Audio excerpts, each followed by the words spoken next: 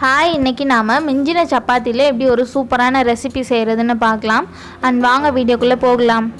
அதுக்கு நான் இன்றைக்கி 3 சப்பாத்தி எடுத்திருக்கேன். அதை இந்த மாதிரி நம்ம ரோல் பண்ணிக்கலாம்.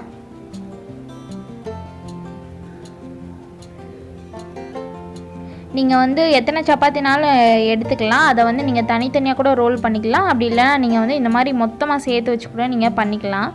இப்போ அதை நம்ம கட் பண்ணிடலாம். இந்த மாதிரி குட்டி குட்டி இதாக கட் பண்ணுங்கள்.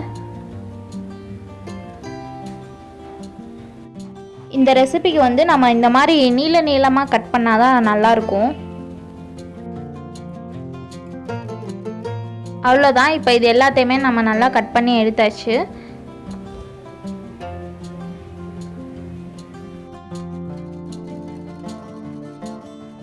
அடுத்ததாக நான் 2 பெரிய வெங்காயம் எடுத்திருக்கேன். அதை இந்த மாதிரி நல்லா நீளமாக கட் பண்ணி எடுத்துக்கலாம்.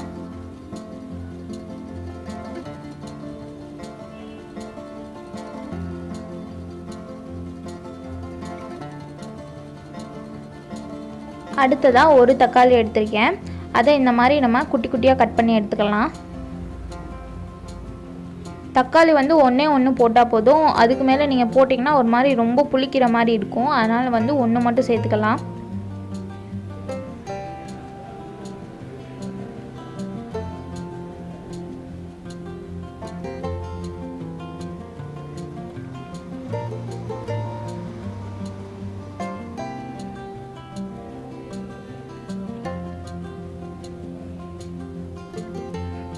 அவ்வளோதான். இப்போ நம்ம ஒரு கடாயில் 2 ஸ்பூன் எண்ணெய் ஊற்றிக்கலாம். இப்போ நான் 2 முட்டை எடுத்திருக்கேன். அது 2யும் இதில் ஊற்றிக்கலாம்.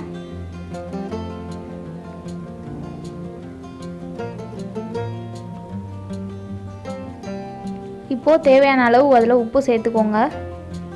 உப்பு ரொம்ப கம்மியாக போடுங்க. இப்போ இது எல்லாத்தையும் சேர்த்து நல்லா மிக்ஸ் பண்ணி விட்ருங்க.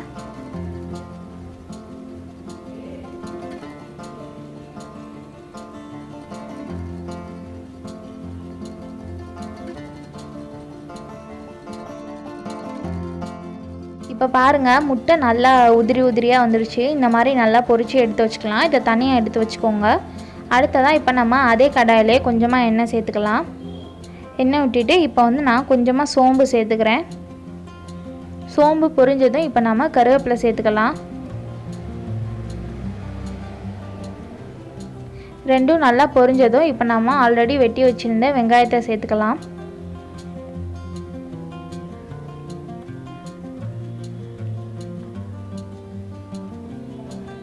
வெங்காயம் ரொம்ப வதங்கணும் தேவையில்லை. லைட்டாக அந்த பொன்னிறம் வரும்னு சொல்லுவாங்கள்ல, அதுக்கு முந்தின ஸ்டேஜில் இருந்தால் மட்டும் போதும்.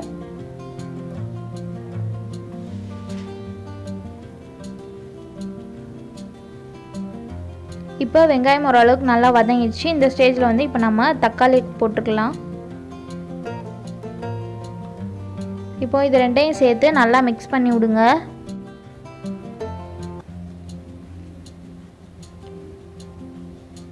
இப்போ நாம் கொஞ்சமாக உப்பு சேர்த்துக்கலாம். ஆல்ரெடி வேறு நம்ம முட்டையில் வேறு உப்பு சேர்த்துருக்கோம். அதனால் இப்போ நீங்கள் இதை கொஞ்சம் பார்த்து கொஞ்சமாக போட்டுக்கோங்க.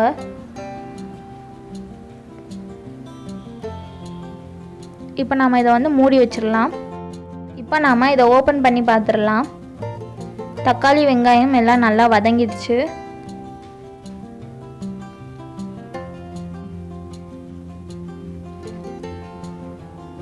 இப்போ இதில் நாம் கொஞ்சமாக மஞ்சள் தூள் சேர்த்துக்கலாம். அது கூடவே கொஞ்சமாக நான் ஒரு 2 ஸ்பூன் மிளகாய் தூள் சேர்த்துக்கிறேன். அடுத்ததாக கொஞ்சமாக மிளகுத்தூள் சேர்த்துக்கலாம். அவ்வளோதான். இப்போ இது எல்லாத்தையும் சேர்த்து நல்லா மிக்ஸ் பண்ணி விட்ருங்க. இப்போ இதில் நம்ம கட் பண்ணி வச்சுருந்த சப்பாத்தி எல்லாத்தையும் சேர்த்துடலாம். இப்போ அந்த சப்பாத்தியில் அந்த மசாலா எல்லாம் நல்லா இறங்குற மாதிரி நல்லா கிண்டி விடுங்க.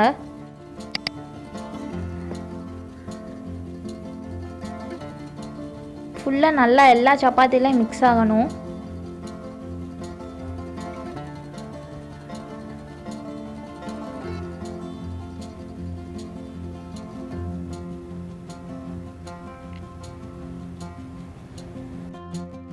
இப்போது இது எல்லாமே நல்லா மிக்ஸ் ஆகிடுச்சு. சப்பாத்தி வந்து ரொம்ப ஹார்டாக இருக்கனால நம்ம வந்து அது கொஞ்சம் சாஃப்டாக வர்றதுக்காண்டி நம்ம அதை கொஞ்சம் மூடி வச்சிடலாம் ஒரு 5 மினிட்ஸ் மட்டும். இப்போ அதை ஓப்பன் பண்ணிடலாம். ஃபுல்லாக நல்லா சாஃப்டாக வந்துடுச்சு சப்பாத்தி எல்லாம். அதே மாதிரி மசாலாவும் நல்லா சப்பாத்தியில் ஃபுல்லாக நல்லா மிக்ஸ் ஆகிடுச்சு. இப்போது இந்த ஸ்டேஜில் வந்து நாம் வந்து 1 ஸ்பூன் மட்டும் சாஸ் சேர்த்துக்கலாம், டொமேட்டோ சாஸ். இது வந்து கொஞ்சம் அந்த ஒரு ரிச் டேஸ்ட் கொடுக்குறதுக்காண்டி தான் நம்ம சேர்த்துக்கிறோம். நீங்கள் வந்து இது ஆப்ஷனல் தான், சேர்த்துனாலும் சேர்த்துக்கலாம். சேர்த்தா இன்னும் கொஞ்சம் நல்லாயிருக்கும். அதே மாதிரி 1 ஸ்பூன் மட்டும் சேர்த்துக்கோங்க, ஏன்னா நம்ம ஆல்ரெடி தக்காளி வேறு சேர்த்துருக்கோம். அதனால் வந்து இது வந்து தேவையில்லை, இருந்தாலும் இன்னும் கொஞ்சம் டேஸ்ட்டு கூடுதலாக வேணுன்றதுக்காண்டி நம்ம அதை சேர்த்துக்கலாம்.